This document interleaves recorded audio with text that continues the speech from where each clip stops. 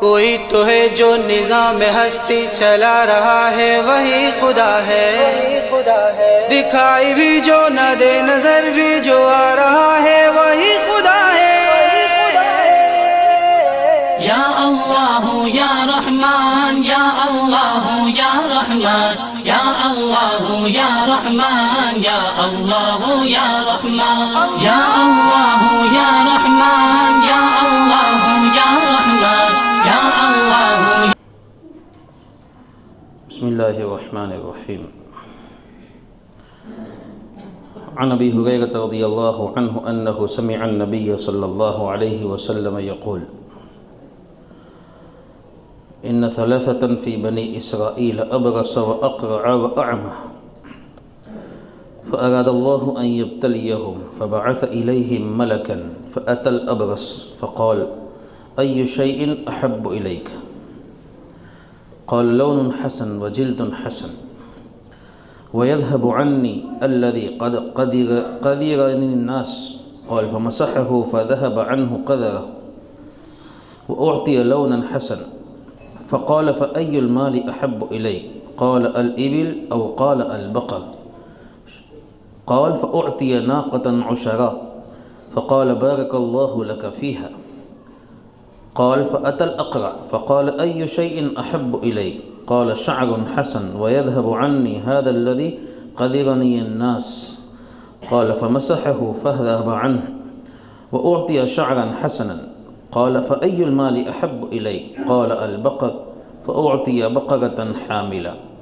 فقال بارك الله لك فيها. قال فأتى الأعمى فقال أي شيء أحب إليك؟ قال أن يرد الله إلي بصري فأبصر به الناس. قال فمسحه فرد الله إليه بصره.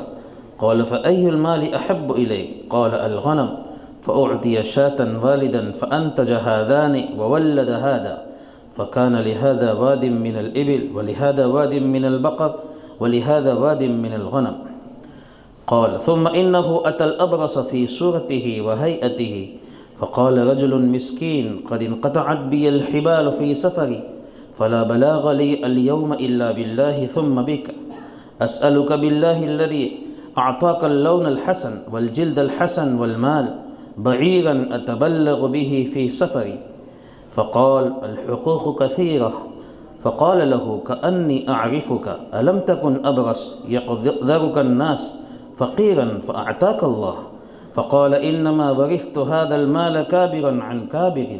فقال إن كنت كاذبا فسيرك الله إلى ما كنت. وأتى الأقرع في صورته فقال له مثل ما قال لهذا ورد عليه مثل ما رد على هذا. فقال إن كنت كاذبا فسيرك الله إلى ما كنت. قال وأتى الأعمى في صورته وهيئته فقال رجل مسكين وابن سبيل انقطعت بي الحبال في سفري فلا بلاغ لي اليوم إلا بالله ثم بك أسألك بالذي رد عليك بصرك شاة أتبلغ بها في سفري. فقال قد كنت أعمى فرد الله إلي بصري فخذ ما شئت ودع ما شئت فوالله لا أجهدك اليوم بشيء أخذته لله عز وجل. فقال أمسك مالك فإنما ابتليتم فقد رضي الله عنك وسخط على صاحبيك. متفق عليه۔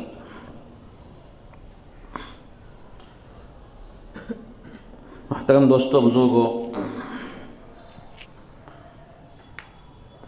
دنیاوی زندگی دو حالتوں میں سے ایک حالت پر ہوتی ہے، کبھی خوشحالی پر کبھی بدحالی پر۔ کسی بھی انسان کی زندگی کو دیکھ لو، یا تو اس کی زندگی میں اس وقت بدحالی ہے، اس کا حال برا ہے، وہ بیمار ہے مثلا، اپنی ضروریات میں وہ دوسروں کا محتاج ہے۔ کبھی وہ زندگی خوشحالی میں ہوتی ہے کہ وہ تندرست ہے، صحت مند ہے، اور وہ بے نیاز ہے، اس کو کسی کی ضرورت نہیں ہے، اس کی ضروریات پورا کرنے کے اسباب اس کے پاس ہے۔ دو حالتوں میں سے کسی نہ کسی ایک حالت پر ہوگی۔ اور کبھی ایسا بھی ہوتا ہے کہ ایک ہی آدمی کچھ دیر پہلے اچھی حالت میں ہوتا ہے اور کچھ عرصے کے بعد وہی بری حالت میں ہو جاتا ہے۔ تلک الایام نداولھا بین الناس، اللہ رب العزت کی جانب سے یہ فیصلے ہیں، بدلتے رہتے ہیں، حالات ہیں، دن ہیں، وہ بدلتے رہتے ہیں۔ دونوں چیزوں سے مقصود اللہ رب العزت کی جانب سے بندوں کو آزمانا ہے، چاہے انسان کی حالت خوشحالی والی ہو، اچھی حالت والی ہو، چاہے انسان کی حالت بری حالت والی ہو، ان دونوں حالت سے مقصود اللہ رب العزت کا یہ ہے کہ بندے کو آزمائے کہ وہ اس حالت میں رہ کر اللہ کا فرما بردار اور اطاعت کرنے والا بنتا ہے یا اللہ کا نافرمان بنتا ہے۔ اللہ قرآن میں فرماتے ہیں وَنَبْلُوكُمْ بِالشَّرِّ وَالْخَيْرِ فِتْنَةً، ہم تم کو آزمائیں گے، بری حالت لا کر بھی آزمائیں گے اور اچھی حالت لا کر بھی آزمائیں گے۔ دونوں حالت سے اللہ آزماتا ہے۔ ایسا نہیں کہ کسی پر مصیبت ہے تو وہ مصیبت ہی کے ذریعے آزمایا جائے گا، نہ، جیسے مصیبت کے ذریعے اللہ آزمانا چاہتا ہے ویسے خوشحالی دے کر، نعمت دے کر بھی اللہ آزمانا چاہتا ہے، امتحان لینا چاہتا ہے، دونوں حالت میں۔ اور سب سے زیادہ سخت امتحان انسان کا اچھی حالت میں ہوتا ہے، بہت دشوار ہے وہ امتحان۔ مصیبت کے وقت صبر کرنا، ایسے بہت سارے لوگ مل جائیں گے کہ جو اپنی پریشانی میں صبر کر کے زندگی گزار لیں گے، لیکن ایسے بہت کم لوگ ملیں گے جو خوشحالی میں، نعمت کے وقت میں صبر کر کے اللہ کی بات مان کر زندگی گزار رہے ہوں گے، ایسے کم لوگ ملیں گے۔ آزمائش دونوں وقت میں ہے، لیکن انسان عام طور پر مصیبت کے وقت میں جو آزمائش ہوتی ہے اس میں کامیاب ہو جاتا ہے، لیکن نعمت کے ذریعے سے جو آزمائش ہوتی ہے اس وقت وہ ناکام بنتا ہے۔ اسی لیے عبد الرحمن بن عوف رضی اللہ تعالی عنہ کی حدیث ہے، ترمذی شریف میں امام ترمذی رحمۃ اللہ علیہ نے نقل کی ہے۔ عبد الرحمن بن عوف رضی اللہ تعالی عنہ فرماتے ہیں ابتلینا بالضراء فصبرنا، جب ہمارے اوپر پریشانیاں آئیں، مصیبتیں آئیں، ظلم ڈھائے گئے، اس وقت ہم لوگ صبر کرتے رہے اور ہم نے صبر کا دامن تھامے رکھا، کامیاب ہو گئے۔ وَابْتُلِينَا بِالسَّرَّاءِ فَلَمْ نَصْبِرْ، لیکن جب اللہ کے رسول صلی اللہ علیہ وسلم کے اس دنیا سے تشریف لے جانے کے بعد جب اچھے حالات آئے، خوشحالی ہوئی، تو ہم صبر نہیں کر سکے۔ کون کہتے ہیں؟ عبد الرحمن بن عوف رضی اللہ تعالیٰ، صحابی رسول ہے۔ کیا پتہ چلتا ہے کہ مصیبت کے وقت میں انسان صبر کر لیتا ہے، لیکن نعمت کے وقت میں جب اس کی خوشحالی ہوتی ہے اس وقت انسان اللہ کی اطاعت سے باغی ہو جاتا ہے، زیادہ ناشکری کرنے لگتا ہے، نافرمانیاں زیادہ کرنے لگتا ہے، اترانے لگتا ہے، تکبر کرنے لگتا ہے۔ مصیبت کے وقت تو اللہ کو یاد کرتا ہے، پریشانی کے وقت میں اللہ کو یاد کرتا ہے، دین کی طرف چلتا ہے۔ اس لیے نعمت کے وقت کا جو امتحان ہے، اس وقت کی جو آزمائش ہے، وہ آزمائش بڑی خطرناک ہوتی ہے۔ انسان کو جیسے مصیبت کے وقت اپنی ذات کو سنبھالنا چاہیے اور اللہ کی اطاعت پر لانا چاہیے، ایسے ہی انسان کو نعمت کے وقت میں اپنی ذات کو سنبھالنا چاہیے، زیادہ سنبھالنا چاہیے اور اللہ کی اطاعت پر لانا چاہیے۔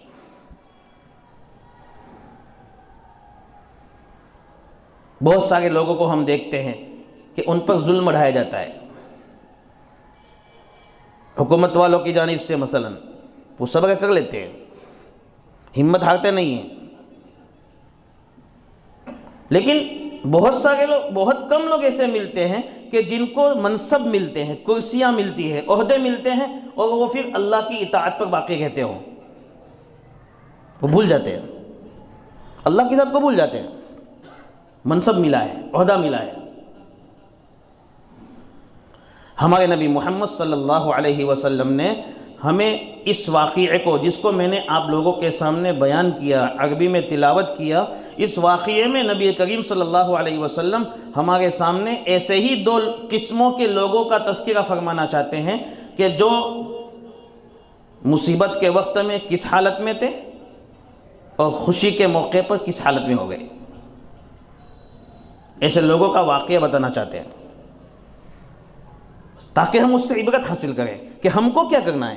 ایک مومن اس کے ایمان کو اس وقت پہچانا جاتا ہے جب وہ دونوں حالت میں اللہ سے اپنا تعلق باقی رکھے، مصیبت کے وقت بھی اللہ سے اپنا تعلق باقی رکھے اور نعمت کے وقت میں بھی اپنا تعلق اللہ سے باقی رکھے۔ یہ صحیح ایمان والا ہے۔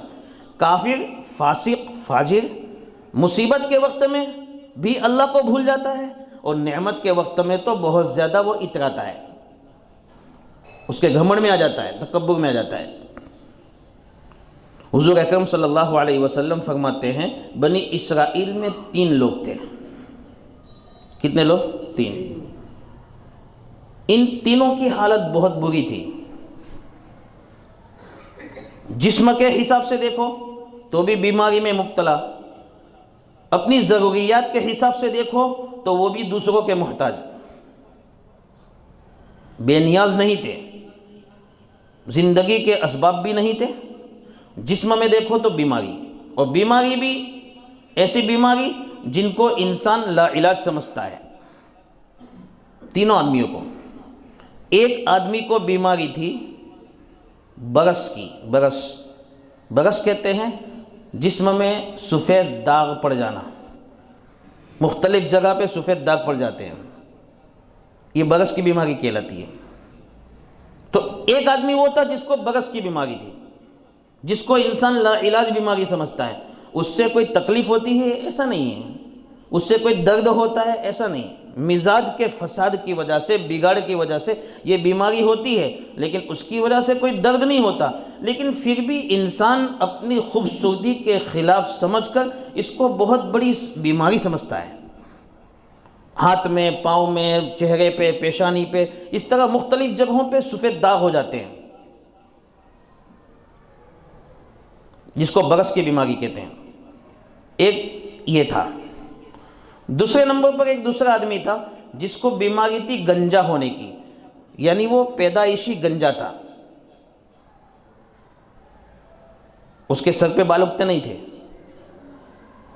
تو گنجا ہونا بھی ایک انسان بیماری سمجھتا ہے، بہت بڑی بیماری ہے، اس کی خوبصورتی چلی گئی۔ بال یہ زینت ہے انسان کی، بال یہ انسان کے لیے زینت ہے، اللہ نے اس کو زینت کی چیز بنایا ہے۔ تو گنجا ہونا یہ انسان اپنے لیے بہت بڑی بیماری سمجھتا ہے، اور جب انسان پیدائشی گنجا ہو تو اور زیادہ خطرناک ہے، وہ بھی ایک لا علاج جیسی ہی بیماری ہے۔ اور تیسرے نمبر پر ایک آدمی تھا جو اندھا تھا، جس کو دکھائی نہیں دیتا تھا، پیدائشی اندھا۔ 3 قسم کے لوگ تھے، 3 قسم کے آدمی تھے، ان کو ایک ایک قسم کی بیماری تھی، اور ساتھ میں تینوں کی مالی حالت بھی خراب تھی، یعنی ان لوگوں کے پاس اپنی ضروریات پورا کرنے کے لیے کچھ تھا نہیں۔ اللہ رب العزت نے ارادہ فرمایا کہ ان تینوں کو آزمائیں۔ اب تک تو مصیبت میں چل رہے ہیں، اب اچھی نعمت دے کر ان کو آزمائیں کہ مصیبت میں اس طرح رہ رہے ہیں، نعمت کے بعد ان کی کیا حالت رہتی ہے، کیا نعمت دینے کے بعد یہ لوگ اللہ کے شکر گزار بندے بنتے ہیں یا نہیں۔ اس لیے اللہ رب العزت نے ان کو آزمانے کے لیے ایک فرشتے کو بھیجا انسانی شکل میں۔ فرشتہ پہلے برس والے آدمی کے پاس آیا جس کو برس کی بیماری تھی، اس کے پاس آ کر فرشتے نے سوال کیا، ای شیء احب الیک، سب سے زیادہ تو کس چیز کی تمنا کرتا ہے جو تجھ کو سب سے زیادہ پسند ہو، یہ سوال کیا۔ اس کی نگاہ میں تو سب سے بڑی اس کے لیے جو بیماری تھی اور سب سے بڑی مصیبت تھی وہ یہی برس کی بیماری تھی، اس لیے اس نے جواب دیا، لون حسن و جلد حسن، میرے جسم کا کلر اچھا ہو جائے، مجھے اچھی چمڑی مل جائے جس کا کلر بھی اچھا ہو، تاکہ جو لوگ مجھ سے گھن محسوس کرتے ہیں، مجھ سے کراہتے ہیں اور مجھ سے بھاگتے ہیں، تو وہ گھن محسوس نہ کریں، بلکہ وہ بیماری میری ختم ہو جائے۔ اس لیے سب سے زیادہ محبوب اور پسندیدہ چیز مجھے یہ ہے، سب سے بڑی میری تمنا یہ ہے کہ مجھے اچھی چمڑی مل جائے، اس کا کلر اچھا ہو جائے، تاکہ میں خوبصورت بن جاؤں۔ حالانکہ میں نے بتایا یہ بیماری ایسی بیماری نہیں ہے کہ جس کی وجہ سے انسان کے بدن پر درد ہو، پھر بھی اس کو پوری دنیا میں سب سے زیادہ محبوب چیز یہ لگتی ہے کہ یہ بیماری ختم ہو جائے۔ اس سے ہم اندازہ لگا سکتے ہیں کہ صحت اور تندرستی کتنی بڑی نعمت ہے۔ پوری دنیا کے مقابلے میں اس نے مال و دولت پہلے نہیں چاہا، سب سے زیادہ محبوب پسندیدہ چیز یہ بیماری کا ختم ہونا اس نے بتلایا۔ تو بیماری کے مقابلے میں صحت اور تندرستی کتنی بڑی نعمت ہے کہ ایک طرف دنیا کی ساری نعمتیں ہیں اور دوسری طرف ایک تندرستی ہے۔ اس نے تندرستی مانگی اس فرشتے سے۔ جب اس نے یہ جواب دیا تو فرشتے نے اس کے جسم پر اپنا ہاتھ پھیرا، جس کے نتیجے میں، جس کی برکت سے اس کی یہ بیماری چلی گئی اور بالکل خوبصورت بن گیا۔ وہ اس کی چمڑی بھی اچھی ہو گئی، کلر بھی اچھا ہو گیا۔ دوسرا سوال کیا فرشتے نے، اور کیا چاہتا ہے؟ کون سا مال تو چاہتا ہے؟ تیری غریبی ہے، تو غریبی کے ماتحت جی رہا ہے، تو تجھے کون سا مال محبوب ہے؟ یعنی مال بھی میں دینا چاہتا ہوں تجھ کو، لیکن مال کی قسم بتا کہ کون سا مال تجھے زیادہ پسند ہے۔ تو اس آدمی نے جواب دیا، اونٹ، مجھے اونٹ چاہیے، اونٹ دے دو۔ اللہ کی جانب سے اس کو اونٹنی دی گئی، اور اونٹنی وہ 10 مہینے کی گھابن اونٹنی، اور اس زمانے میں 10 مہینے کی گھابن اونٹنی، حاملہ اونٹنی، یہ لوگوں کے نزدیک سب سے زیادہ محبوب اور پسندیدہ مال سمجھا جاتا تھا سواری میں۔ اس لیے اللہ جب قیامت کے حالات کو بیان کرتا ہے نا، اللہ رب العزت اس وقت کے حالات میں قرآن کریم میں فرماتے ہیں وَإِذَا الْعِشَارُ عُطِّلَتْ وَإِذَا الْعِشَارُ عُطِّلَتْ، کہ جو مال انسان کے نزدیک سب سے زیادہ محبوب ہوگا، یعنی گھابن اٹھنی 10 مہینے کی، ایسے مال کو بھی انسان قیامت کو دیکھ کر چھوڑ کر بھاگے گا۔ اس زمانے میں 10 مہینے کی گھابن اٹھنی بہت محبوب تھی، اس لیے اس نے سب سے بڑی تمنا کی کہ مجھے مال چاہیے لیکن ایک گھابن اٹھنی چاہیے۔ اللہ کی جانب سے اس کو وہ بھی دے دی گئی، تندرستی دے دی، مال بھی دے دیا، ساتھ میں فرشتے نے دعا بھی کر دی، بارک اللہ لک فیہا، اس مال میں اللہ تجھے برکت عطا فرمائے۔ اور برکت بھی ایسی ہوئی کہ پوری جگہ، میدان، خالی میدان جو اس کے پاس تھا، وہ میدان، پورا میدان جو ہے وہ اونٹوں سے بھر گیا۔ اتنی برکت اس مال میں ہوئی اس فرشتے کی دعا کی وجہ سے۔ تو دونوں نعمتیں اس کو ملی، خوشحالی والی، جسم کی صحت و تندرستی، اور دوسرے نمبر پر مال و دولت، بے نیازی۔ یہ فرشتہ وہاں سے ہٹ کر وہ دوسرے آدمی کے پاس آیا جو گنجا تھا، اور اس کو پوچھا ای شیء احب الیک، تجھے سب سے زیادہ کون سی نعمت پسند ہے جو تجھ کو ملے؟ ظاہر بات ہے کہ اس کو یہ گنجا ہونا بہت بڑی مصیبت وہ سمجھتا تھا، اس لیے اس نے یہی مانگا کہ میرا گنجا پن ختم ہو جائے، اللہ رب العزت مجھے خوبصورت بال دے دے، خوبصورت بال، یہ مجھے زیادہ پسند ہے۔ حالانکہ دیکھنے جائے تو گنجاپن جو ہے، جو لوگوں کو بدنما دکھتا ہے، برا دکھتا ہے، وہ گنجاپن کا علاج انسان کر سکتا ہے وقتی طور پر۔ مثلا سر پہ امامہ باندھ دیا تو کس کو پتہ چلے گا کہ یہ آدمی گنجا ہے؟ پتہ چلے گا بھائی؟ انسان علاج کر سکتا ہے اس طرح، اپنی بدنما، اپنا جو داغ ہے اس کو وہ چھپا سکتا ہے، لیکن اس کے باوجود بھی اس کو اتنی بڑی مصیبت سمجھا کہ اس نے دنیا میں جو سب سے بڑی نعمت اس نے مانگی وہ یہ نعمت مانگی کہ مجھے اچھے بال چاہیے۔ فرشتے نے ہاتھ پھیرا، بال اگ گئے۔ اس کے بعد وہ دوسرا سوال اس سے بھی کیا، مال کون سا چاہیے؟ اس نے کہا گائے چاہیے۔ تو اس کو بھی گائے، جننے والی گائے جو بچے جنے گی، ایسی گائے اس کو دے دی گئی، مال بھی دے دیا گیا۔ یہ اللہ کی قدرت سے ہو رہا ہے۔ فرشتے میں بھی طاقت نہیں، کسی انسان میں بھی طاقت نہیں، یہ اللہ کی طاقت ہے جس طاقت کو اللہ اپنے بندوں کے ہاتھوں سے ظاہر کر رہا ہے۔ ایسا نہیں کہ وہ فرشتے کے ہاتھ میں کوئی طاقت تھی، کوئی تعویذ دے کر اس کو بھیجا تھا، ایسا نہیں۔ گنجے کو بال والا کر دینا اور برس کی بیماری کو ختم کر دینا، ایسے ہی تیسرے آدمی کے پاس جب گئے، اس سے بھی سوال کیا تو کہا میں اندھا ہوں، مجھے سب سے بڑی نعمت یہ مجھے چاہیے کہ میری بینائی لوٹ آئے۔ اس کو سب سے بڑی بیماری یہ لگی کہ نابینا ہونا خطرناک بیماری ہے۔ اللہ رب العزت نے اس فرشتے کی برکت سے، جب فرشتے نے اس پر بھی ہاتھ پھیرا تو اس کی بینائی لوٹ آئی، اور اس کو جب مال کا سوال کیا تو اس نے کہا کہ مجھے بکریاں یہ زیادہ محبوب ہیں، تو اس کو بھی ایک جلنے والی بکری دے دی گئی۔ یہ فرشتے کا ہاتھ گھمانا سروں پہ یا جسم پر اور اس کے ذریعے سے ان عیبوں کا ختم ہو جانا، یہ اللہ کی جانب سے تھا، اللہ کی قدرت کا مظاہرہ تھا جو اس فرشتے کے ہاتھ سے ظاہر ہو رہا تھا، ورنہ انسان میں بھی طاقت نہیں، فرشتوں میں بھی طاقت نہیں، کسی بھی مخلوق میں طاقت نہیں کہ وہ اس طرح کی چیزیں انجام دے سکے، لیکن یہ اللہ رب العزت اپنے مخصوص بندوں کو چنتے ہیں جن کے ذریعے سے ایسی چیزوں کا مظاہرہ فرماتے ہیں تاکہ اللہ کی قدرت بندوں پہ ظاہر ہو۔ نبی کریم صلی اللہ علیہ وسلم کو مختلف معجزات دیے گئے۔ نبی کریم صلی اللہ علیہ وسلم کی امت میں کتنے اولیاء ایسے گزرے ہیں کہ جن کے ہاتھ پر ایسی کرامات اللہ نے ظاہر فرمائی ہے۔ ابن عساکر رحمۃ اللہ علیہ ایک بہت بڑے محدث ہیں، ان کی کتاب تاریخ دمشق، اس میں انہوں نے حبیب بن محمد عجمی رحمۃ اللہ علیہ کے حالات ذکر کیے ہیں۔ ان حالات میں ایک واقعہ لکھا ہے کہ حبیب بن محمد عجمی رحمۃ اللہ علیہ کے ایک پڑوسی تھے، پڑوسی کے یہاں بچہ پیدا ہوا، وہ بچہ پیدائشی گنجا تھا، والدین پریشان تھے، بچہ بڑا ہونے لگا، جب 12 سال کا ہو گیا بچہ لیکن اس کی وہ بیماری ختم نہیں ہوئی، بال اگتے نہیں تھے، تو وہ حبیب بن محمد عجمی رحمۃ اللہ علیہ کے پاس تشریف لائے اور ان سے عرض کیا کہ میرے بچے کے لیے دعا کر دیجئے، بچہ گنجا ہے۔ بچہ خوبصورت تھا، بہت زیادہ خوبصورت، لیکن بدصورتی اس کے سر پہ تھی، وہ گنجا تھا، اس لیے دعا کی درخواست فرمائی۔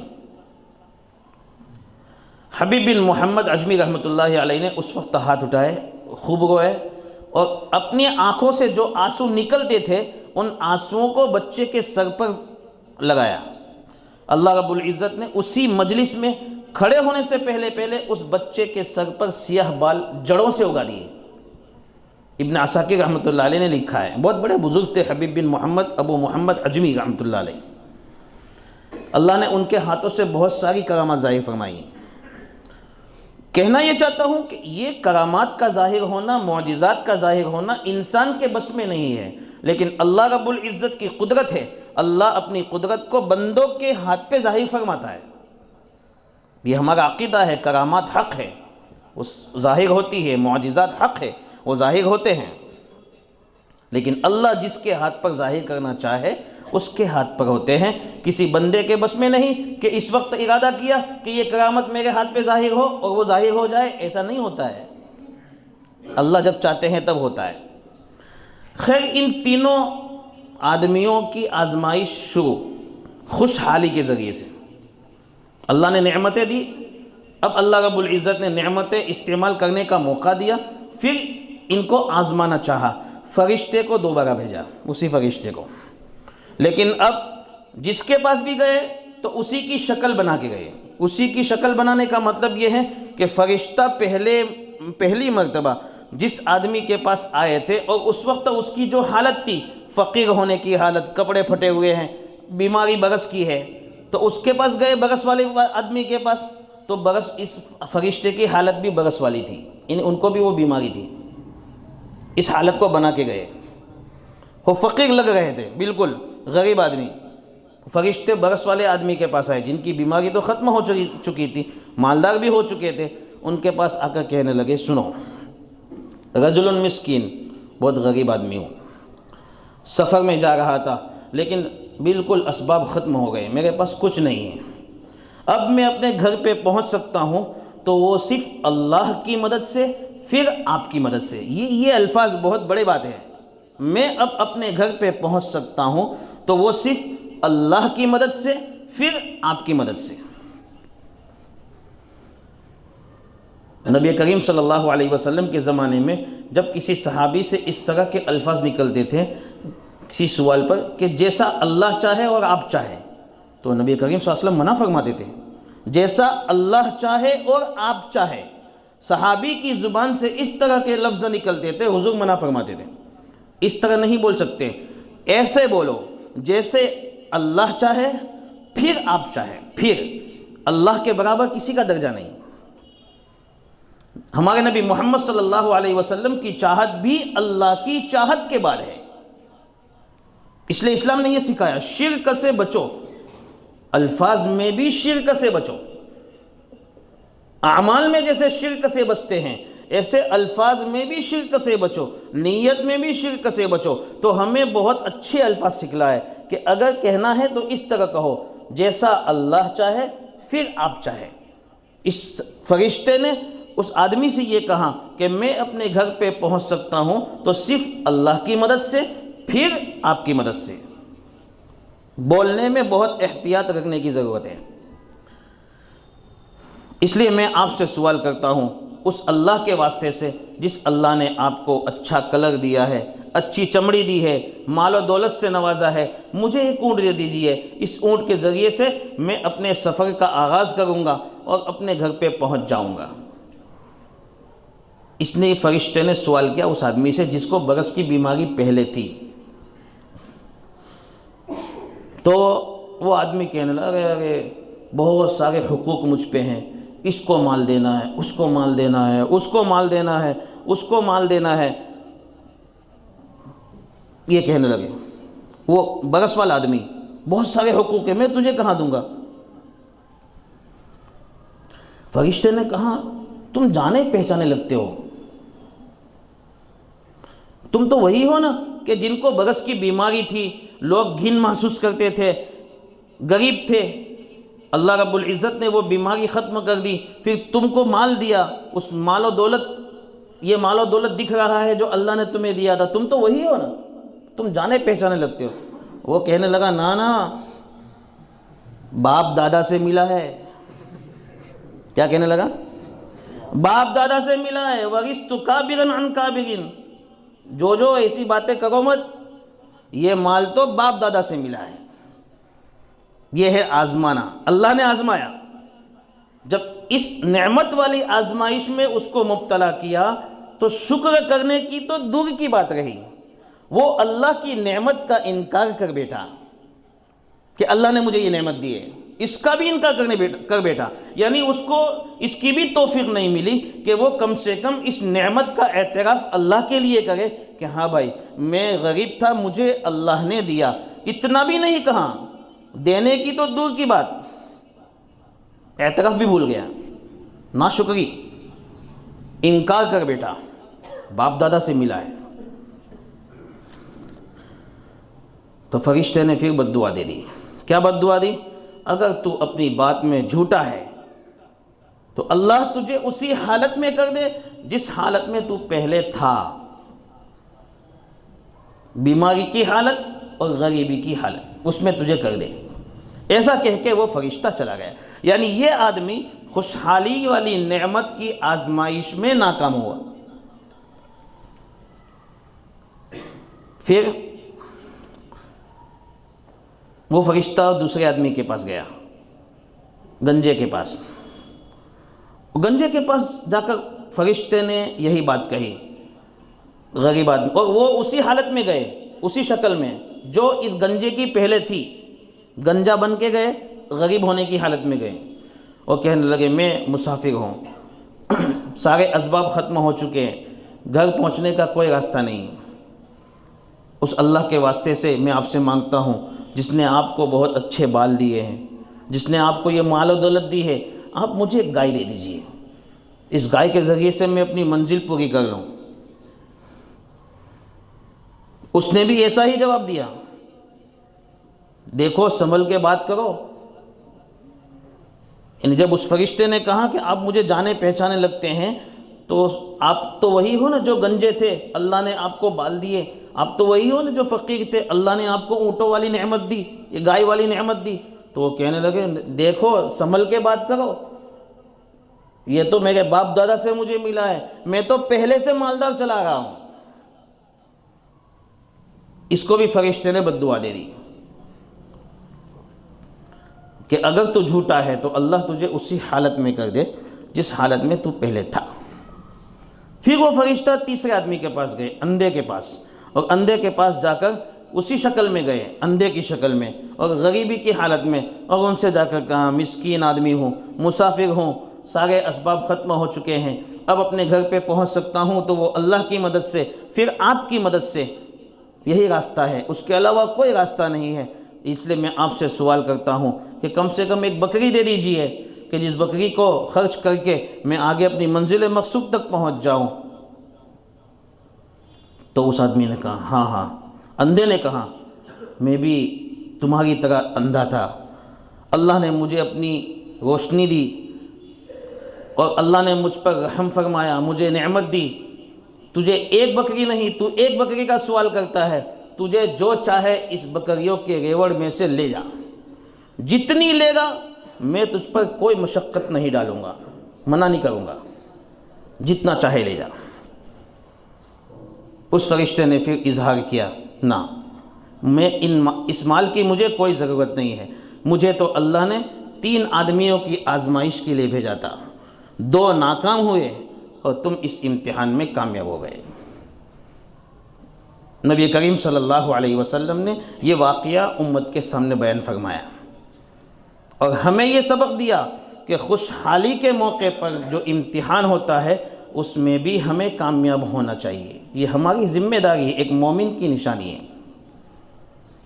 اور سب سے بڑی بات جو اس واقعے سے ہمیں ملتی ہے وہ یہ ہے کہ اپنے محسن کے احسان کو کبھی بھولنا نہیں چاہیے. جس آدمی نے ہم پر احسان کیا ہے اس آدمی کے احسان کو زندگی بھر نہ بھولو, اس کی جڑوں کو کاٹنے کی کوشش مت کرو. اس فرشتے نے دعا بھی دی, ہاتھ بھی پھیرا, جس کی وجہ سے بڑی بڑی نعمتیں ملی. ان تینوں کو چاہیے تھا کہ یہ تینوں کے تین اس فرشتے کے احسان کو اور اس سے بھی اوپر اللہ کے احسان کو نہ بھولتے, لیکن 2 بھول گئے. محسن کے احسان کو کبھی بھی بھولنا نہیں چاہیے. اسلام ہمیں بہت بڑا سبق دیتا ہے محسن کے احسان کو نہ بھولنے کا. ہمارے نبی محمد صلی اللہ علیہ وسلم نے ایک مرتبہ صحابہ کرام رضی اللہ عنہم اجمعین کے سامنے ایک آنے والی پیشین گوئی بیان فرمائی اور فرمایا تفتحون مصر وہی ارض یذکر فیہا القیراط, اے میرے صحابہ ان قریب تم مصر کو فتح کرو گے. کس کو؟ مصر کو. مصر جس کو آج ایجپٹ کہا جاتا ہے اس کو تم فتح کرو گے. جب تم مصر کو فتح کرو تو فاحسنوا الی اہلہا, مصر والوں کے ساتھ احسان کا معاملہ کرنا. کون فرما گئے؟ نبی صلی اللہ علیہ وسلم. مصر فتح ہونے والا ہے, وہ فتح ہوا سن ہجری 20 میں حضرت عمر کے زمانے میں. حضور فرما گئے اپنے زمانے میں احسنوا الی اہلہا, مصر والوں کے ساتھ اچھا معاملہ کرنا. فإن لهم ذمة ورحما, 2 وجہ بیان فرمائی. مصر والوں کے ساتھ احسان کرنے کا حکم نبی صلی اللہ علیہ وسلم کیوں دے رہے ہیں, اس کی 2 وجہ حضور نے بیان فرمائی کہ مصر والوں کا حق ہے, نمبر 1 امان اور حفاظت کا حق ہے. وہ لوگ حقدار ہیں اس بات کے کہ ان کو امان دی جائے, وہ لوگ حقدار ہیں اس بات کے کہ ان کی جان مال کی حفاظت کی جائے, اس کے حقدار ہیں.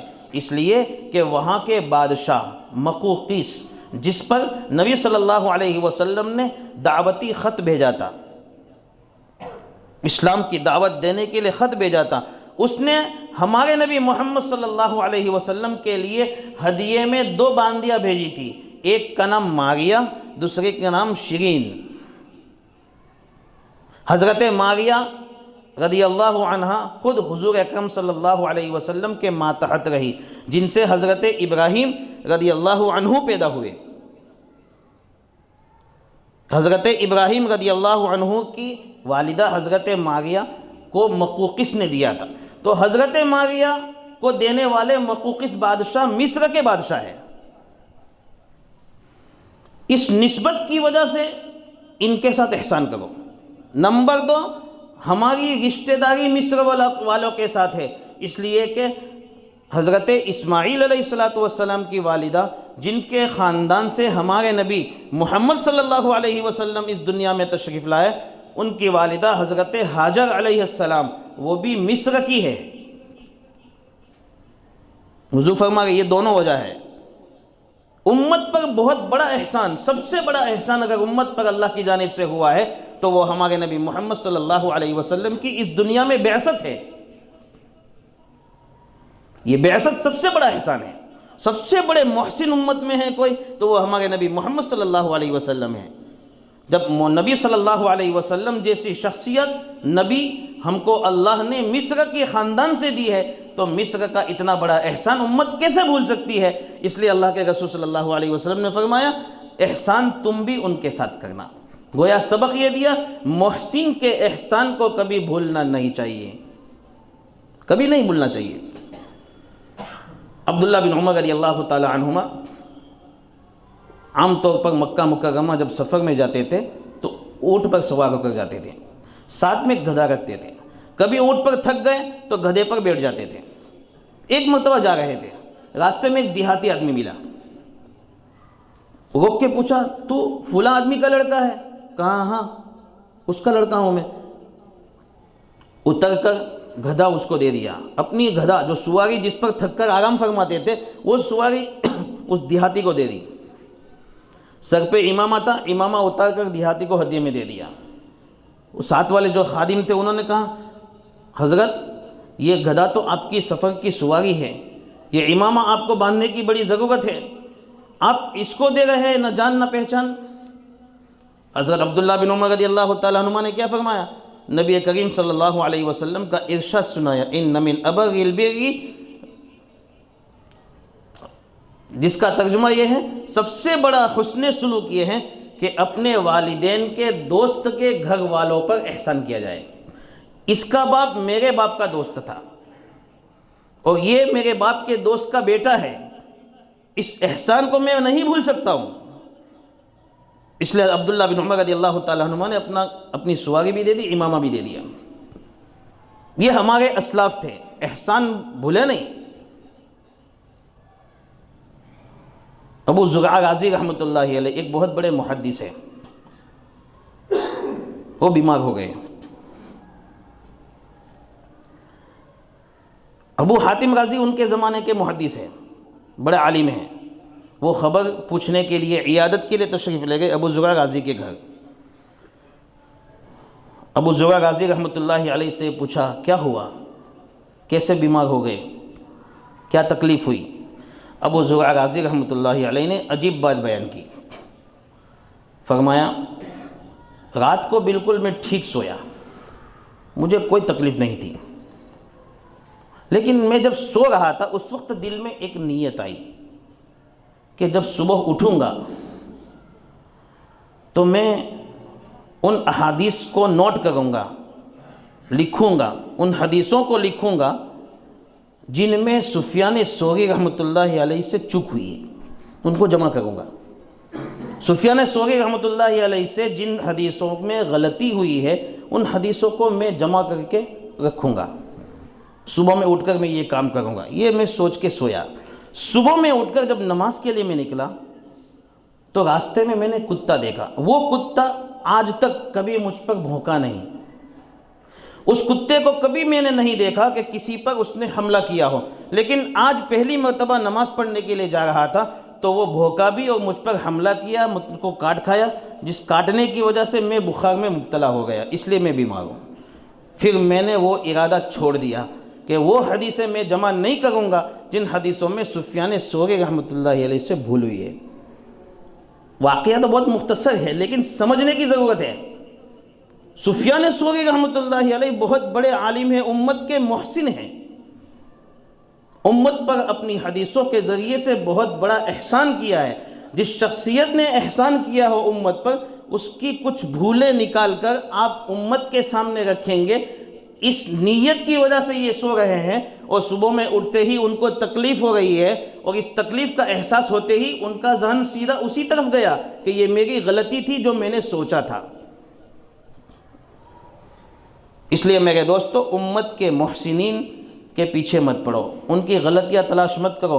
امت میں احسان کرنے والے بہت قسم کے لوگ ہیں، چاہے وہ علماء کرام ہوں جو اپنی ہر محنت سے امت میں دین زندہ ہونے کی کوشش کرتے ہیں، چاہے وہ دعوت و تبلیغ کی محنت والے ہوں جو اپنی دعوت و تبلیغ کی محنت سے امت میں دین کی بیداری لانا چاہتے ہیں، چاہے وہ کسی بھی دینی محنت کرنے والے لوگ ہوں، یہ امت کے بڑے محسن ہیں، چاہے سماجی خدمت کرنے والے ہوں، یہ سب امت کے محسن ہیں۔ ان امت کے محسنین کو برا بھلا مت کہو، بلکہ اپنی گریبان میں جھانک کر ہم اپنی غلطی کی طرف اپنی نظر ڈالیں۔ ان سے غلطیاں ہوتی ہے تو اس کی چشم پوشی کر لو، بھول جاؤ، غلطیاں ہر ایک سے ہوتی ہے، جو کرے گا اسی سے غلطی ہوگی، جو نہیں کرے گا اس سے کیا غلطی ہوگی۔ اس لیے چاہے علماء سے غلطیاں ہو جائے، چاہے دعوت و تبلیغ کے لوگوں سے غلطیاں ہو جائے، لیکن ان غلطیوں سے چشم پوشی کرتے ہوئے ان کا احسان اپنے سر پہ رکھو کہ یہ لوگ ہمارے محسنین ہیں، ان کے دنیا کے جانے کے بعد بھی ہم ان کی اولاد کے ساتھ احسان کریں، اچھا معاملہ کریں، اچھا برتاؤ کریں۔